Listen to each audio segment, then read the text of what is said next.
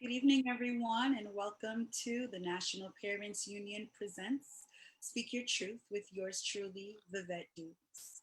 Hope everyone is having a wonderful day, as I always wish you a peaceful, a restful, a wonderful day to find some type of calm in the storm in which we've all been living, the literal storm and the emotional storm, just so much going on in our world, in our country, in our communities. And tonight I want to start off with our News Inside magazine. This is a magazine that Speak Your Truth's very own John Dukes is the assistant for. John is very instrumental in putting together the data and um, supporting the assistants and the director of News Inside, Mr. Lawrence Bartley, with the publication of the magazine via the Marshall Project. Now, the Marshall Project, we've had Lawrence on the show, so he's spoken extensively about the Marshall Project. I am especially proud of this particular edition because it is the first one where John's name is featured under the business section as the News Inside assistant. So shout out, John. I'm so proud of you. So wonderful to see the work that you are doing and how you are reacclimating in your reentry process as a returning citizen. Um, the cover really struck me. It's a great magazine. If you know anybody who is currently incarcerated who would like to receive the magazine, please reach out to J Dukes at themarshallproject.org. And your loved one or whatever, whomever is incarcerated that you know will receive the magazine. It's just well written. It's written by award-winning journalists. Um, the cover really struck me. This is a direct quote from an incarcerated person. It says, "I know that I have basically no rights at all, but I have a 2-year-old daughter that I must be there for, and I will not give up my fight for justice." And that quote on the cover just really struck me when I think about the work that Speak Your Truth does, the advocacy and activism work that we do, and awareness. When I think about the work that the National Parents Union and this parent who is from a marginalized group, when we think about incarcerated men and women, we don't necessarily think about the aspect of their lives that is them as parents. Um, and this person and incarcerated people really don't have rights. Their human rights are stripped. And to know that it is the knowledge of having a 2-year-old daughter that he has to be there for, she has to be there for, that is what compels them to keep fighting for justice. The art, this particular issue is actually very, very important because it talks about the election that is coming up. So it's very important that there are questions in there like if the election for president were being held today, who would you vote for? And it's broken down based on white voters versus people of color who are voting. What impact has incarceration had on your motivation to vote? Um, it talks about voting rights. How do you feel about police tightening border security? How much does your racial identity inform your political views in prison? There's a COVID-19 survival guide for incarcerated people. So I would encourage all of you, again, if you're interested in getting this magazine, to please reach out and we can get that to you and get that to your loved one who's incarcerated. Tonight, we are talking with Shawana Vaughn from Silent Cry Incorporated. Shawana is the Chief Executive Officer of Silent Cry Incorporated. And I'd like to invite her to join us now to engage in a conversation about the impact that prison has and the post-traumatic prison disorder for which she has written a bill and is advocating for strongly. Hi, Shawana, welcome. You're still muted. Okay, thank you so much. You're welcome. How are you doing? I am wonderful. It's so good to see you tonight. I just saw you over the weekend, but it's always good to see you, Shawana. Yes. Honestly, um, I know your story. I don't bring guests on the show unless I really know them, so I don't want to tell your story for you. Um, can you tell us a bit about? First of all, are you a parent? Yes, I am a parent. I am a parent of two beautiful, wonderful children. My son is 18 and my daughter is 7. Absolutely. Yes, I haven't met your son. I met your daughter over the weekend, and she is a gem, such a bright little girl, so loving, so kind. You're welcome. You're welcome. She showed me a lot of love, even in the warm look that she gave me. I felt it. I was grateful for it.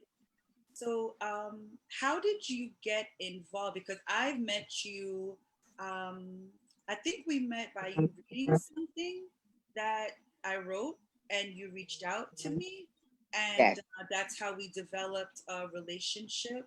And we started communicating, and since then, we've done a lot of advocacy work together in partnership, Speak Your Truth and Silent Cry. But how Yes. did Silent Cry get started? Silent Cry got started out of my own silent tears. And I believe that a lot of people are crying in silence. And Silent Cry is for the mother who birthed me in prison. Silent Cry is for the brother who was murdered December 24th, 1986. Silent Cry is for the father who died August 20th, 1986. Silent Cry is for the prison sentence that I did um, in a county facility. Silent Cry is for the years that I did in Valley State Prison for Women. Silent Cry is for economic disenfranchisement. Um, Silent Cry is me. It is me. And all the suffrage and all the pain, I took it and said, it has to have purpose. This much pain has to have value. So you just laid out a lot for us there. So you are no stranger to trauma, no stranger to pain. You were actually born in prison. I was born in prison. So who raised you like after being born in prison? I know you don't have a recollection of that moment, but from that time when your mother delivered you in prison, what were the next steps as you were told? Um, I was vendor to the foster care system.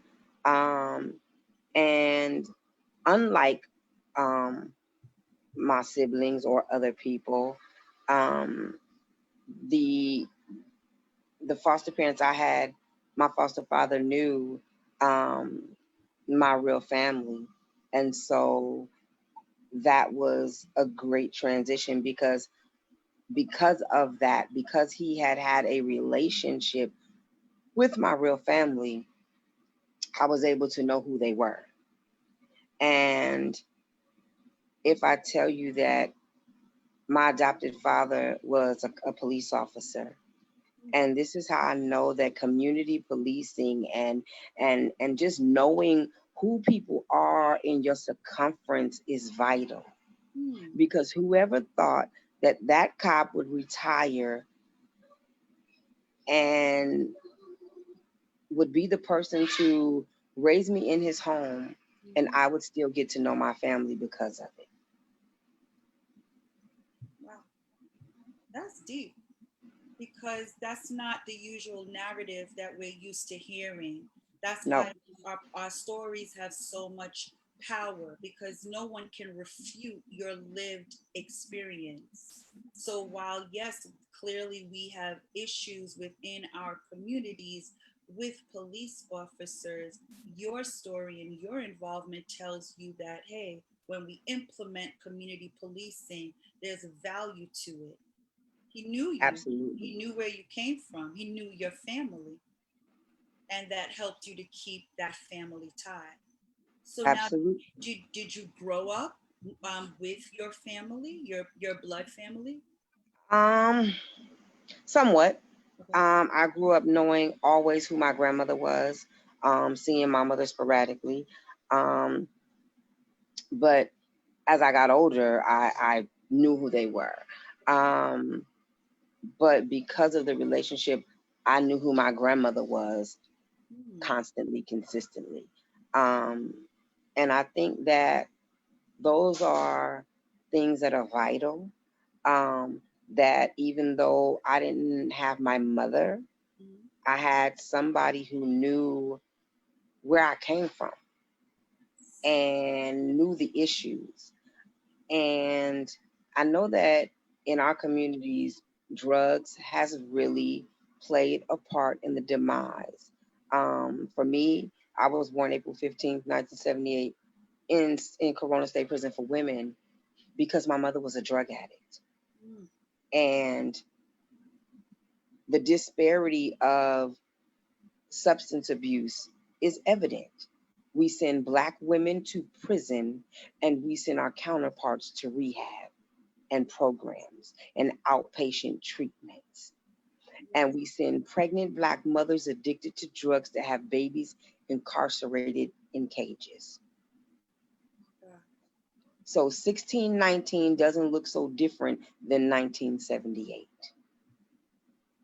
Still shackled, still Still chained, shackled. still having your baby ripped from your womb and taken away, and perhaps not sold away, but in some instances sold away because there is a monetary um, gain when you have a foster child. The systems work. They prey and they survive off of the life, off of black bodies. Absolutely. They Mm-hmm. exacerbate us. Absolutely, they do. And every system in place is not in place for our good. A prison system, a foster care system, none of them are meant to make us better because you age out of foster care with nothing, with nothing. And we've gotten a smidge better in the 21st century, but you put foster kids with people and they get a check. Well, that child has to grow up, they turn 17, Mm-hmm. they age out, Mm-hmm. and then they're left with what? They were never taught how to manage money. Most of them are end up outside because that's not your child, it was a check. Yes. And nobody wants to be accountable for that. And I said, that's a system that um, I've not forgotten and it must be tackled. Absolutely. And I'm glad you're bringing up the point of incarcerated women, incarcerated mothers.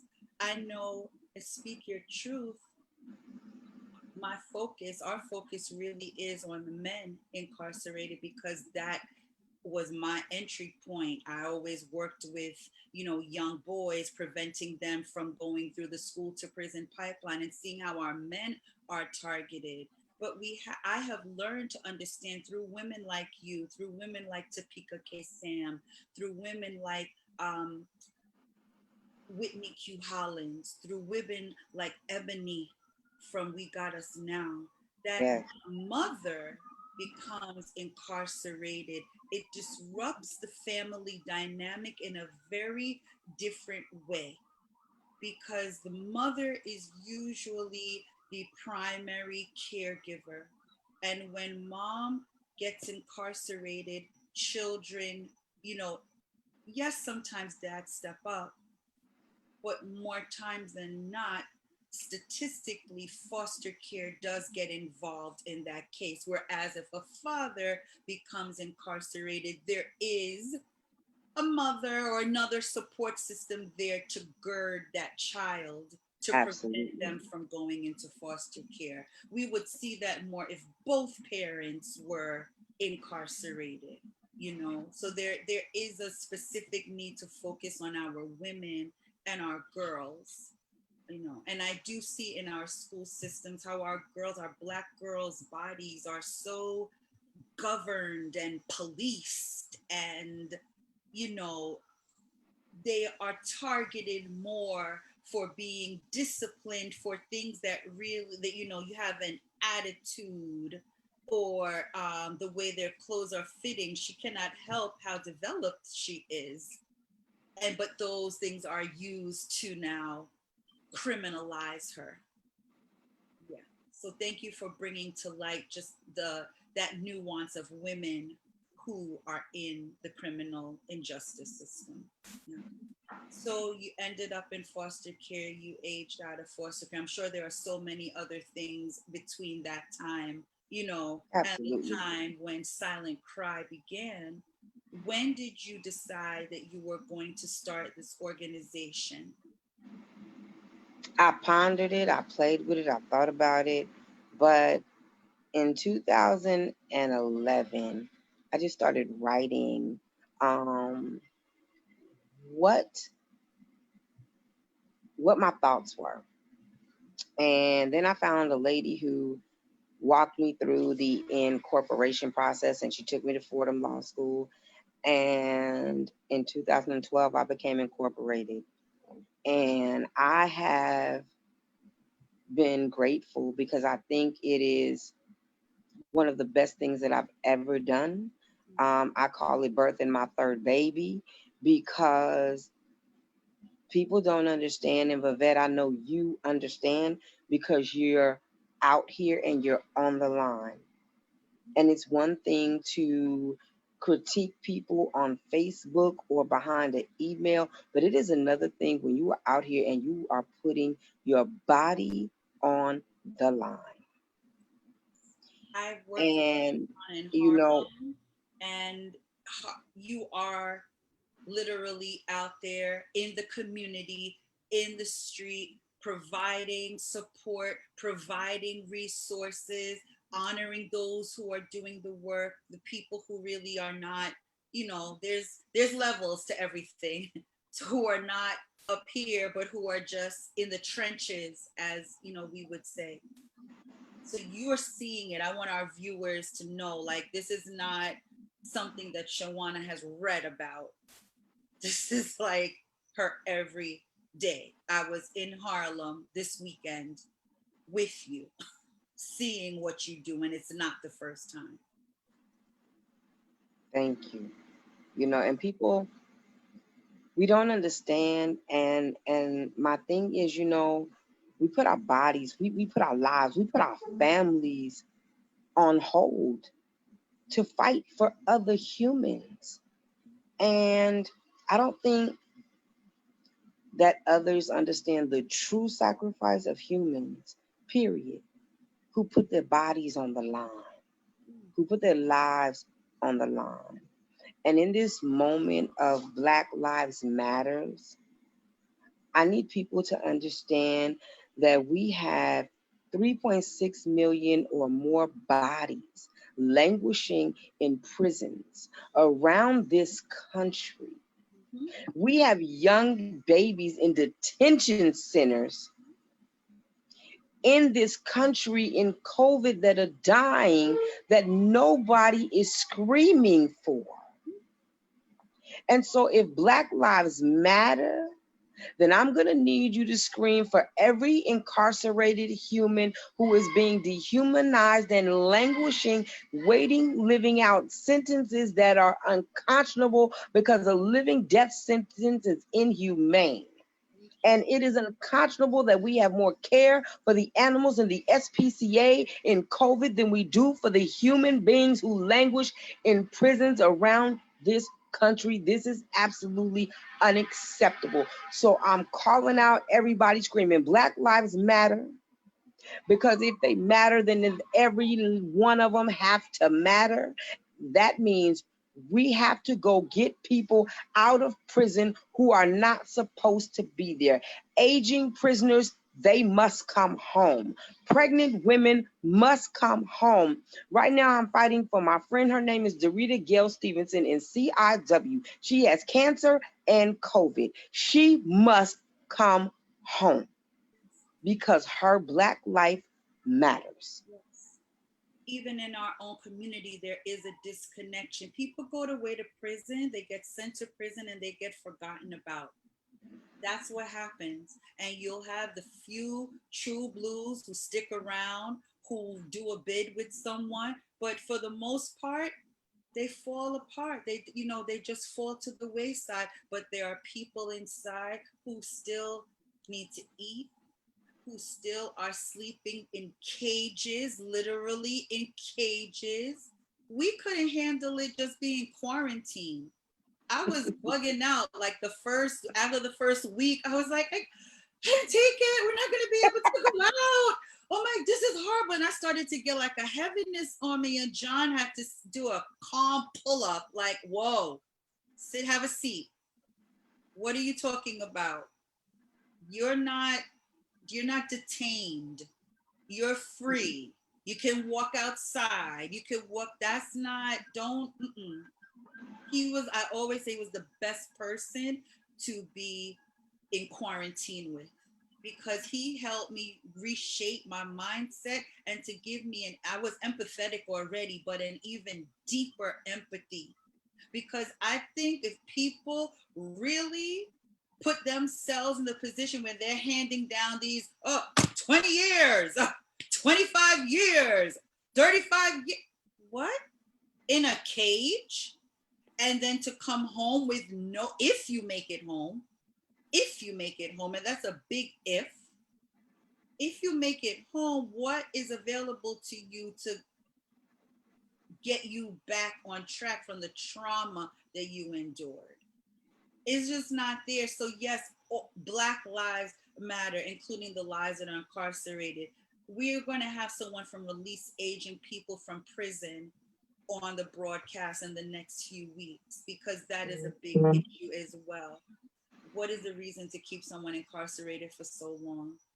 That's a poor reflection on the very system who claims to be charged with correcting and rehabilitating. It takes you 20 years to do that? Well,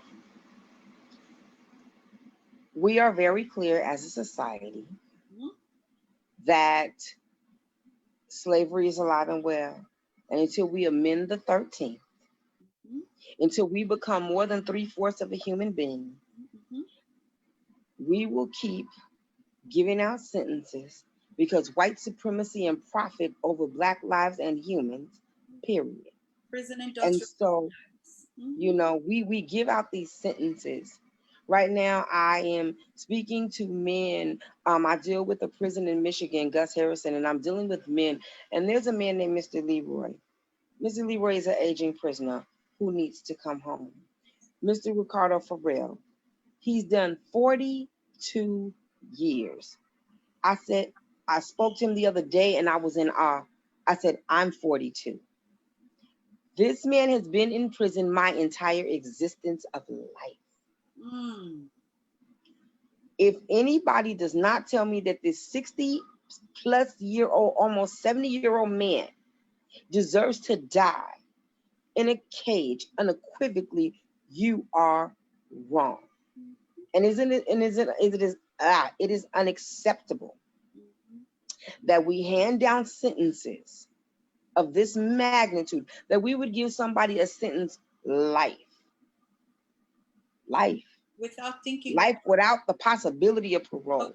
What about the impact not only on that individual, on their families, on the communities? We have entire communities that are void of men, that are void of strong family units, because incarceration and the prison industrial complex has taken them to be literally slaves. They're enslaved. They're working for 9 cents. When that hand sanitizer that some of you are using, was made by incarcerated men and women. Just be clear about that. And the average Absolutely. pay is anywhere from 9 to 25 cents an hour.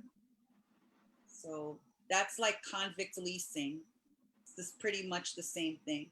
So how far have we really come? We So haven't. you started Silent Cry, you got incorporated, you decided to put things down.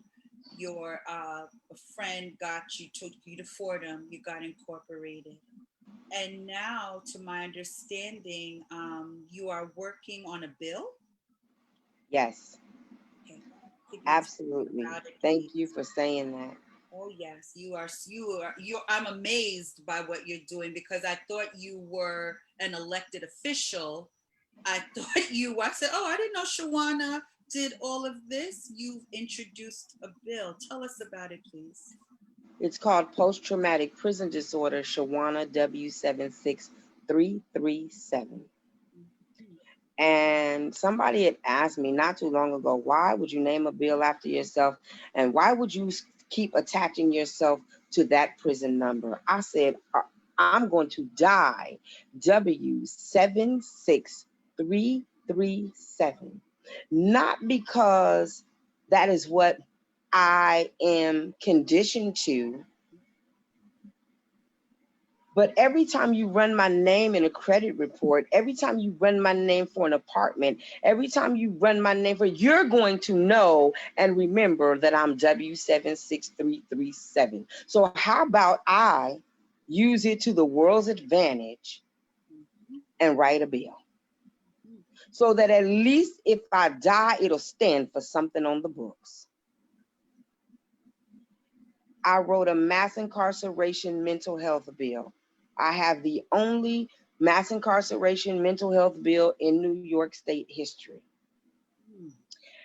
And if I tell you, I have learned to write since I was about 9 years old. So writing got me through prison like it got me through everything else.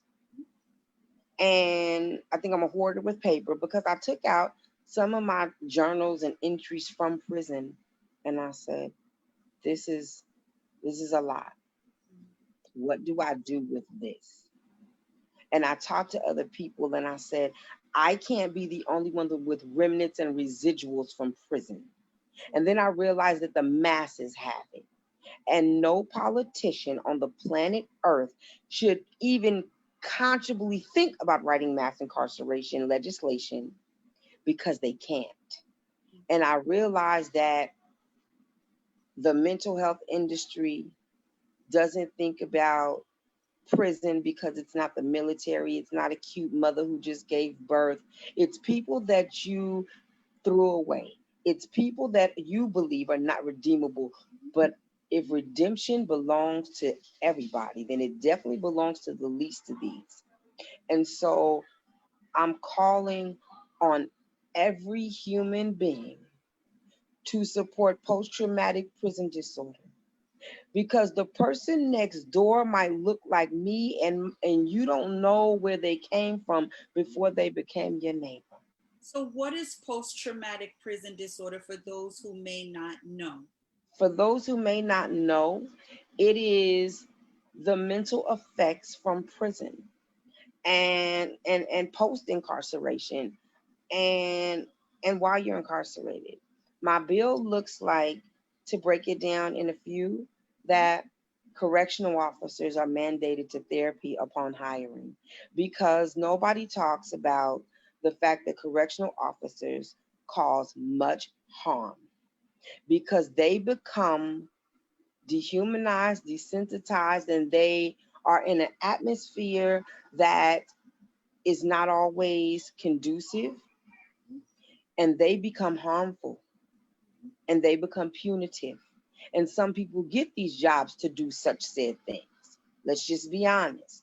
And I've There are seen women, even when they start off, they may start off as good officers, well intended officers, going in with the best of intentions to help the community, that um, group dynamics can be of such that the influence of the corrupt officers around them eventually rubs off and either they leave or they stay and they go deeper down that rabbit hole.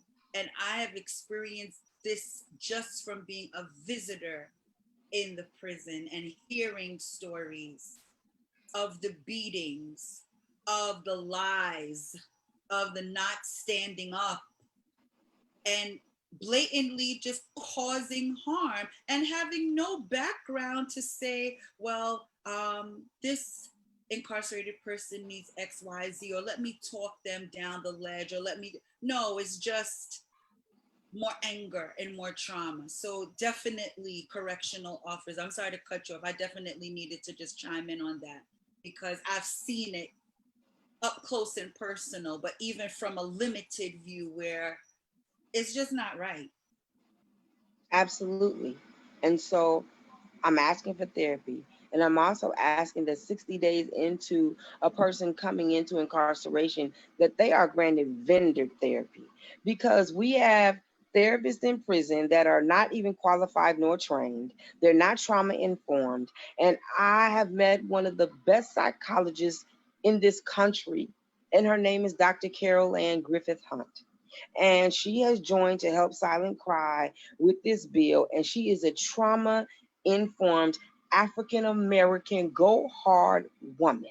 I know her as well. Yes. So you know that I'm telling the truth. Yes, you are. She is the truth. And she explains the trauma. And she is championing my bill. And we need to be clear that we need Black and brown therapists in prisons talking to Black and brown humans who are trauma informed. Because a textbook therapist cannot help somebody that you can't even identify with. We need therapists that people incarcerated, whatever they are. We need diversity and inclusion. So I'm asking for vendored therapy. Because I no longer want the BOP and the DOC to pick anything, because they're punitive and they're going to do the bare minimal. Their health care is less than, their mental health care is none. And so people reoffend because they're traumatized. People come in prison and they're traumatized before they ever get there, probably 10 times. That's how they got there. And so if we don't deal with the trauma, then people will reoffend because we forgot to deal with them in their trauma, in their totality. That root cause. There's a root What cause. led there? Because every person who I have spoken with, and even I'll just speak about on this show, this broadcast, most have said, those who are formerly incarcerated have said they came from backgrounds where trauma entered their lives early on, and it went unaddressed and it was compounded upon, and that it was those litany of traumas that led to ultimately their own incarceration or the incarceration of their mother, father, in whatever way incarceration entered their lives intimately. It was as a result of traumas, usually not just one. No. And over the course of time, and traumas, because we all have traumas to some extent, but traumas left unaddressed, and also traumas dismissed, like all right, get over it, or that's the norm, what are you crying for, like that's the culture. But is trauma supposed to be part of anyone's culture? No. Unequivocally not. And unfortunately, Vivette, as an African American woman growing up, I can only speak for who I am and what I've grown up with. The African American community, we have a policy like the military: don't ask, don't tell. Keep everything in the house, in the house. No. If it hurts, tell it. Don't tell some of it, don't tell part, tell it all. And that's our problem. We cannot afford to be silent with our cries any longer. We are in families that are broken. We are in families that are hurt. We are in families that are suffering from 400 years of slavery. You know, like Dr. Carol Ann says, semen has trauma in it. And so We are constantly in trauma and we are never in seek of help because nobody wants nobody to get healed. And I'm over it. I'm over it and I'm done because listen, my children will never see prison. My grandchildren will never see prison. Nor do I want any more generations to see prison. We've all done enough time for them. Let's get them free. Let's get them mentally healthy so they can heal. Children of incarcerated parents become incarcerated. How do I know? Raise my hand. My children will not be incarcerated.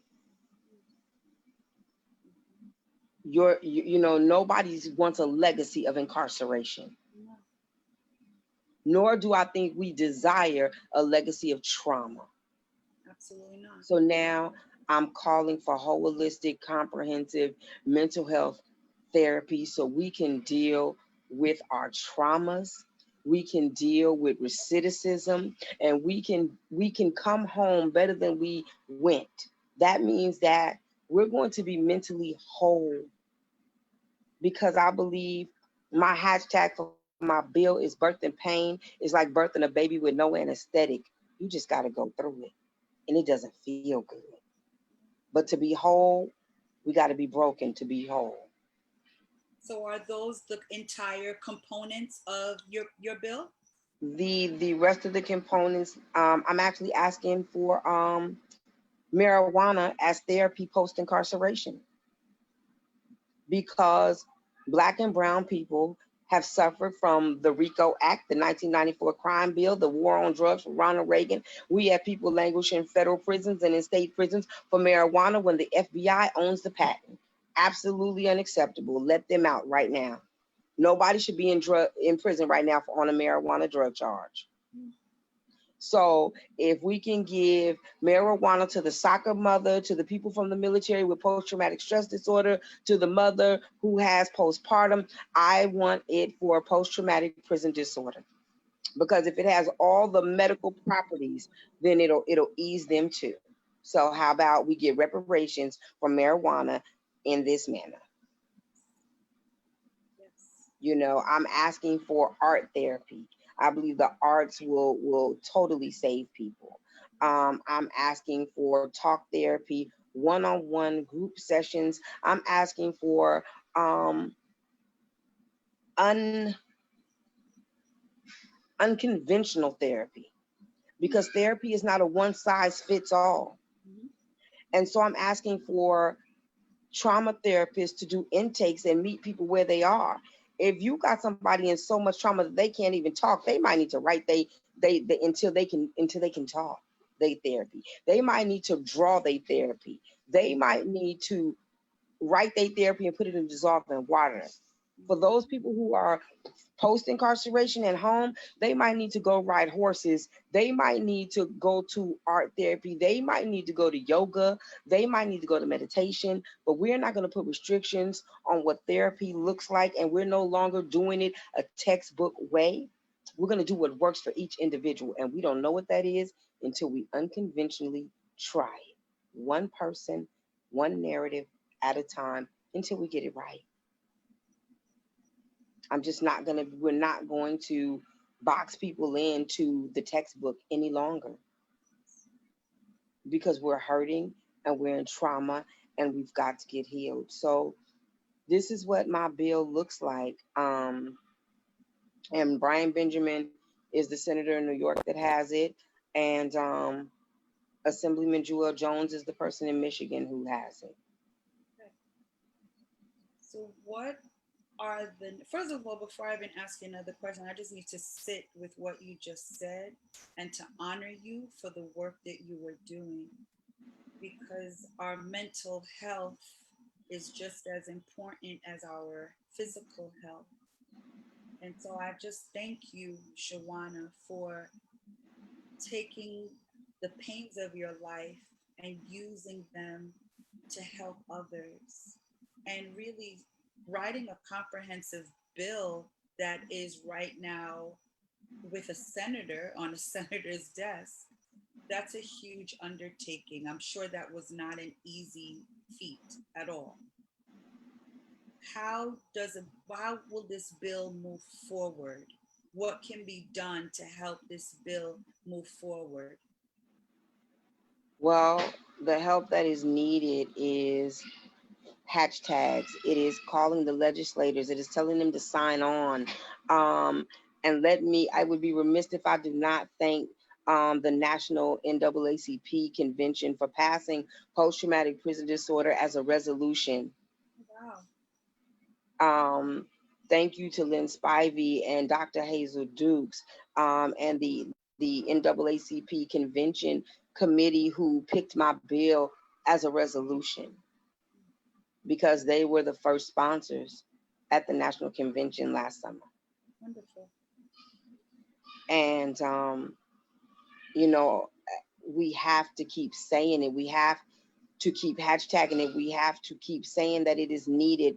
I have a survey that I'll share with you that I want people to fill out. It is vital that we get formerly incarcerated people or people impacted, women, men, and children impacted by the person that's incarcerated, to fill out this survey and say, this is a bill that must be passed. This is a bill that we need because we do not want our loved one incarcerated anymore. We do not want our loved one unhealthy. We want to bring someone home that is well. And we want to put our families back together as well as we can be and well enough to function to be free. Absolutely. And Please make so sure I, you I add, need support. absolutely. Please make sure you put that in the comments so that those viewing it, whether live or on the replay, will have the opportunity to go on that Google form and to learn more about the post-traumatic prison bill. Okay. Um, I understand you are going to DC. What's taking place in DC? Get off my neck. Hmm. Tomorrow, well, I'll be leaving at 2 o'clock this morning, and we are on the bus. And thank you, National Action Network, for giving, for the ability to have a bus and go to DC. Um, we're getting on the bus because we're sick and tired of being sick and tired. I mean, I'm Fannie Lou Hamer, Shirley Chisholm tired. Yes. But how long will we march Mm. and put paint on the ground without policy and legislation to follow? We talk about Jay-Z and Beyonce with 5 generations of money. Well, I need 5 generations of policy and legislation that'll change the tide for my Black grandchildren for 5 generations. So for me, I am getting on this bus. I am going to march. I am going to give it everything I have for history, for symbolic, for lives that have been lost unnecessarily at the hands of law enforcement and by racist policies. I am going because I am a mother of Black children. Yes. I am going because if you don't lay your body on the line, shut your mouth. Mm. And in this moment, we are so divided, and I need to bring clarity to division. Mm. 57 years this will be the anniversary of Martin Luther King. And we don't have many leaders left who can say they marched with or they were there on that bridge because those people are dying off. That legacy is leaving. Yes. And so where much is owed, much is required. And I gotta say, thank you, Bernice King. Thank you, Martin Luther King Jr. Thank you, Al Sharpton. Seriously. See, we don't have to agree with everybody all the time, but you know what? We got to stand for something, and we got to stand with people that stand with that thing. I don't care if you agree, you don't agree. So I'm getting on this bus and I'm taking young people and people who've never been to marches because it's time to be in solidarity. It is time that we say in one voice and one body, no more bodies. We just watched a body in Wisconsin. We Yes. watched a whole human be shot 7 times. That is my son. That is my brother. That is somebody's son. That is somebody's husband. That is somebody's father. That is unacceptable. Who is paralyzed from the waist down from what I just read before coming on the broadcast, but is currently handcuffed in in his prison, in his bed, in his hospital bed. He's handcuffed. He's paralyzed. Where's he going? The dehumanization, the indignity that continues to just be paraded and perpetuated upon our Black and brown families. It's honestly, I haven't even written or so this is the first time I'm actually speaking about it in a public way because it hurts deep. We don't get over one before going to another. These are not hashtag, these are real live people with real families, their parents, and in front of your child. Mm-mm. When would that what how in what part of anyone's mind is that acceptable? And you just blew my mind. You said he's the one that's handcuffed. Yeah, he's handcuffed. But the person that shot him is getting a check sitting behind the desk. Why is he handcuffed? For what? You know, I can't. I can't because fault he got shot. You know how it goes. It's your yeah. fault he got shot. It's your fault. But in this America, we allowed a 17-year-old Caucasian child to have an illegal AR-15, shoot 3 people, kill 2 people. His mother drove him with this weapon. Why is she not in jail? Why is he not in jail on his way to prison doing a life sentence? He made it home after he shot people. We have a government who almost praised him. Yes, and walked past the police with the rifle after just committing the crime. And it was like, hey, what up? Hey, what up? Yeah, it's very serious. It is very serious. So you're marching tomorrow. You're going to DC. Where is the march? Do you know the specifics of where the march? They just had. I just looked not too long ago. They just put it up. Like the welcome, I think, starts at about 7. And the pre events start about 9 to 11, and then the march is at I think 3 at like 2. And then they're going to be speakers and presentations and families talking. George Floyd's brother, his family's definitely speaking, and some other families. And I don't want another T-shirt that says I can't breathe. I don't want to imagine that my daughter will get shot laying in her bed. I don't want to have to navigate living in poverty or in disenfranchised neighborhoods where crime is high because people don't have the same economic equity. And then I have to navigate, the Blue Lives Matter, because that's white supremacy and racism.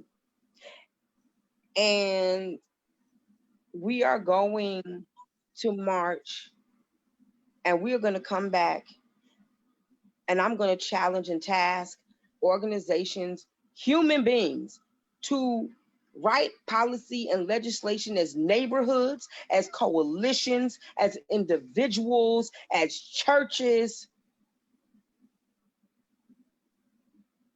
Because right now we are not in a position not to. And if the legislator that you are in their district says they won't carry your bill, vote them out. I'm marching in Washington because this is the ballot or the bullet right now. And I need to encourage every human being to get out and vote. Thank you. November 3rd, you have votes. And I'm not just talking about for the president. The votes No. are taking place for on a local, state, and national level. It is important, everyone under the sound of my voice, under the sound of Shawana's voice, please listen, play this again if you need this, have this on constant replay. It is important that you look at the voting record of those who are up for office. It is important that you enact your right to vote. Please, if you are not registered, you can still go and register. If you need to do a mail in vote, do your mail in vote. If you need to do an absentee vote, do an absentee vote. If you're not sure what those things are, contact me, Vivette at mpunion.org. MP National Parents Union is promoting that every family votes. This is not optional. It was never optional. It is crucial that we get on and vote. I'm talking about voting for your judges, okay? Voting for your Congress and senators, and look at their voting history. Have they voted for legislation that is improving your quality of life? It's crucial. It is so crucial. It is so crucial. Yes, Shawani, you put up your information. Tell us more. Tell us what we have, like 15 minutes left in the broadcast. I appreciate you bringing that point up because the model that you're showing us really is an effective model. It is not enough to just march. No. Marching and protesting is a part. There is something that comes from the visibility of banding together in a very visible public way, right? That does do things. However, as you talked about, John Lewis and Dr. King and our ancestors who came before us, they did not just march. Their marching eventually led to legislation being passed. It led to, and they were marching for voting and other things like that. So there's a whole formula. There are many ingredients that go into this. I would ask you, Shawan, if you could please stream, go live tomorrow as much as you can for those of us who Absolutely. are not able to make it. Um, what else can we do to support Silent Cry? I ask all my guests, how can the National Parents Union support the work that you are doing? You know, I'm at a point where I understand that closed mouths don't get fed. And if somebody in this juncture wants to support Silent Cry, Silent Cry is in need of funding. Silent Cry is in need of strong board members. Silent Cry is in need of human beings who have the audacity to believe that we can write legislation as an organization. Um, so if you are somebody who wants to volunteer, I'm looking for interns. If you want to collaborate and write policy and legislation, I'm looking for you. Um, we can't have equity if we don't have financial equity. And to do this work, though I will do this work until I die if nobody gives me a penny. Let's be clear about that. But it makes it easier to do the work if there's something to do the work with. Yes. Um, Yes. And where is Silent Cry Incorporated based? in Harlem, well, in New York, in Manhattan. Manhattan. Okay, but in this day and age of, online, how can someone get in contact with you if they Uh, need to? yes, it's so my organization's website is silentcryinc.org, silentcry.org. If you want to email me, it is Shawanna, SHAWANNA, at silentcryinc.org. And if you really, really just want to get a hold of me, 718-200-2720. And some people say, why would you give out your personal number? Because this is a personal job. Mm. And unfortunately, for those of us who are truly out here, there's no 8 to 5 and 9 to 5. We wish there was a turn off and a cutoff, but we don't choose when people get hurt, and we don't choose when people go to jail, or when there's somebody that just wants you to come sit with them in central booking. You have a sock drive going on, right? I know you do, like Yeah. you do so many things. She's very active in her community. I Yes. know you have a like a back to school sock drive, since so many kids will be learning remotely and with Remotely. home. Yes. Can you tell us about that, please? So I have been giving out socks and slippers, because we know that if someone is cold, if someone doesn't have proper warmth, um, that's important. And, kids are going back to school, kids are going outside, but some kids are staying home to learn remotely. And we have socks and slippers. And if somebody wants to partner and do an event, please email me, call me, tag me, Facebook me, um, because I have enough to give out, and would love to be a part of changing the narrative for any child. If you don't have them and you need them, email me, tag me, find me on Facebook at Silent Cry or at Shawana Vaughn, and I definitely will be more than willing to give you. Um, and if you need, please, by all means, if your organization that wants to partner and give it away, let's do that, because we don't know what people have or they don't have. And we just want to be able to be a resource.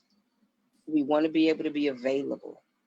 And so, if anybody needs socks and slippers and things for kids, we have those.